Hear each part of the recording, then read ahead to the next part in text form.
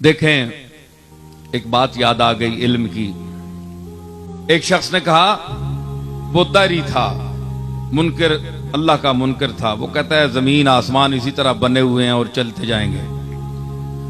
उसने कहा कि हर मजऊल के लिए जाइल का होना जरूरी है, हर मखलूक के लिए खालिक का होना जरूरी है, हर मसनू के लिए साने का होना जरूरी है।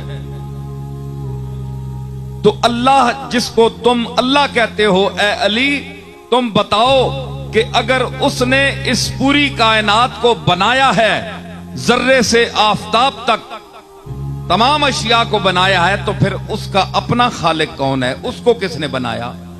मुसलमान तो खामोश है, वो कहता है कि वो अपनी जात से कायम है, उसका कोई खालिक नहीं, लम यलिद वलम यूलद। मगर वो कहता है कि नहीं, मैं अक्ले जाहिर से मानना चाहता हूं, अकीदे से नहीं।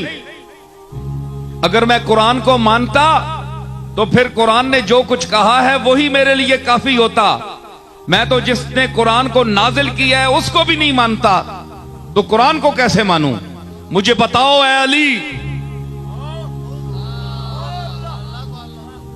बताओ तुम्हें जो शहर इल्म का दरवाजा कहा गया है, नबी ने अपने इल्म शहर का तुम्हें दरवाजा कहा, तो अब दरवाजा होने का सबूत दो। फरमाया, मौलाए कायनात बोले, फरमाया नहीं मानता कि हर बनाने वाले के लिए एक बनाने वाला, फिर उसका बनाने वाला, फिर उसका बनाने वाला, ये तो दौरो तसलसल है, ये महाले अकली है, ये तो हो ही नहीं सकता। इसकी तो फिर कहीं रुकावट ही नहीं। फिर उसका बनाने वाला, फिर उसका, फिर उसका, फिर उसका, ये सारी उम्र तस्बीह पढ़ते रहो, ये तो महालात अकलिया से है। उसने कहा नहीं, मुझे समझाओ, बात समझाओ। फरमाया गिनती आती है, सुनो अली की है इल्म की बात।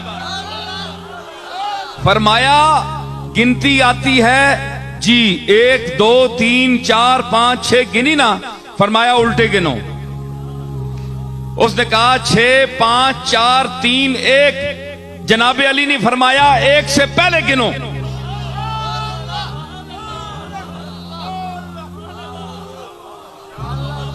भाई आगे तो जा रहे हो ना, 1 2 3 4 5 हजारों तक, लाखों तक, पीछे गिनो। उसने कहा जनाब 1 से पहले तो है ही नहीं। आपने फरमाया कि बेवकूफ, यही तो अली कहता है कि उस एक वाहदहू ला शरीक से पहले कोई है ही नहीं।